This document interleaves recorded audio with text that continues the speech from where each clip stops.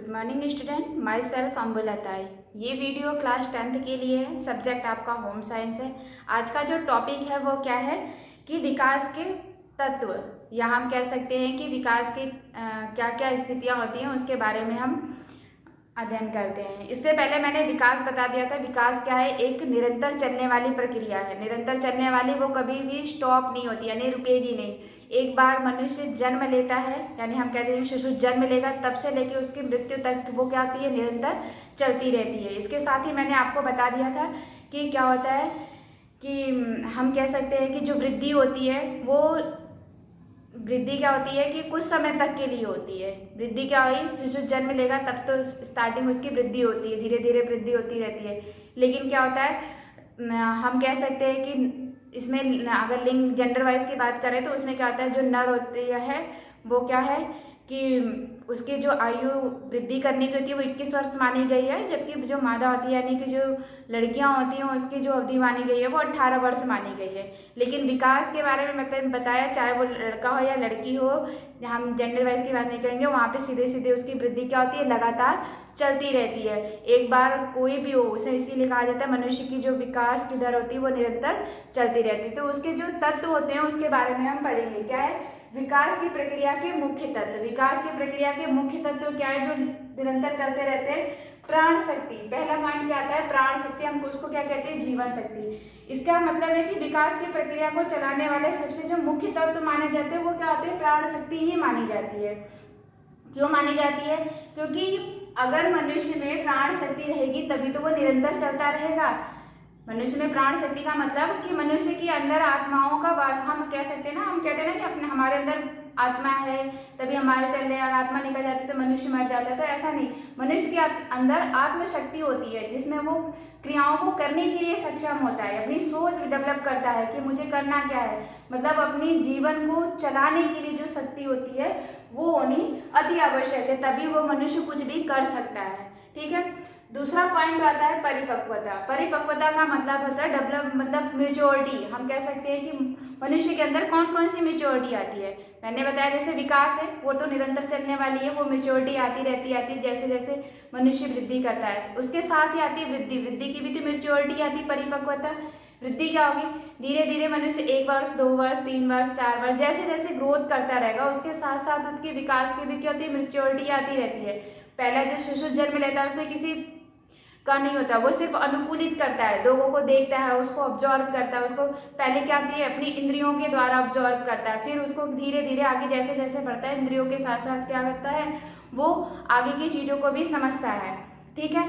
तो वो क्या हो सकते हैं? हम कह सकते हैं कि मानसिक, शारीरिक, ठीक है, क्रियात्मक किसी भी प्रकार की जो परिपक्वता होती है वो क्या होती है? विकास के साथ निरंतर चलती रहती है।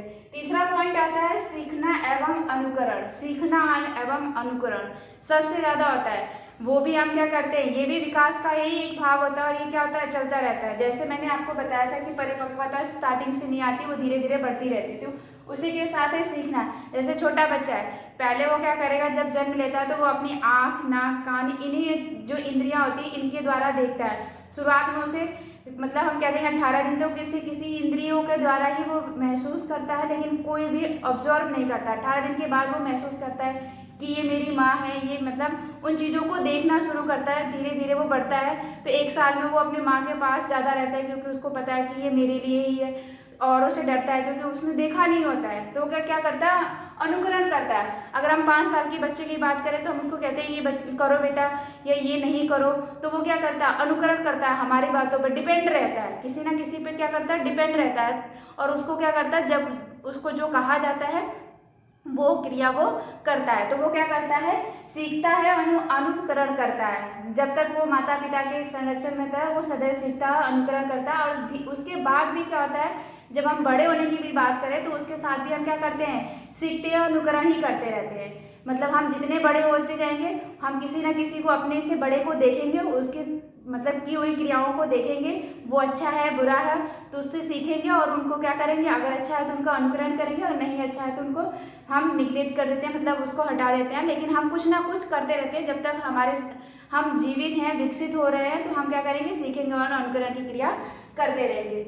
उसके बाद आता है संघर्ष और प्रयास। सबसे ज्यादा होता है संघर्ष। इस विश्व में जिसने जन्म लिया है, ठीक है, हम बात करें जिसने इस पृथ्वी पे जन्म लिया है, वो अपने प्राण शक्ति के लिए परिपक्वता यानी सीखने के लिए सदा ही संघर्ष करेगा।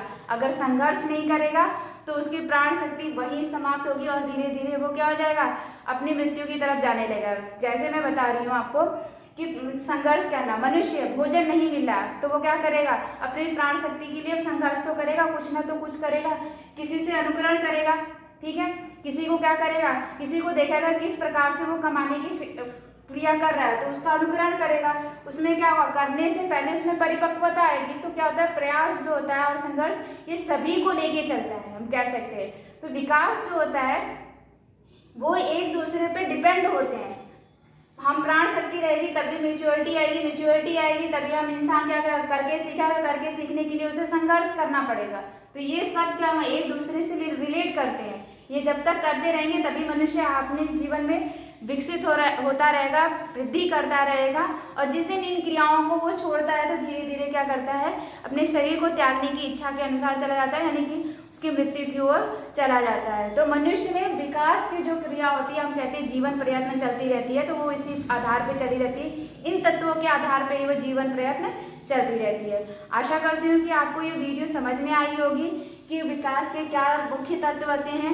विकास के मुख्य तत्व 4 होते हैं। प्राण शक्ति होती है जिसे हम जीवन शक्ति कहते हैं, यानी जिसमें वो मनुष्य जीवित रहता है, यानी उसके प्राण उसमें शरीर। उसके बाद आती है परिपक्वता यानी मैच्योरिटी, किस प्रकार से वो मैच्योर होता है। उसके बाद होता है सीखना, अपना अनुकरण, लोगों को देखना, किस प्रकार से उससे क्या सीखना, उस क्रिया को करना, ये उसके अनुकरण के आधार पर होता है। उसके बाद संघर्ष, जो क्रिया वो कर रहा है उसके लिए उसको कितना संघर्ष करना पड़ेगा, किस प्रकार से क्रिया करनी पड़ेगी, कितना प्रयास करना पड़ेगा अपने जीवन को सफल बनाने के लिए।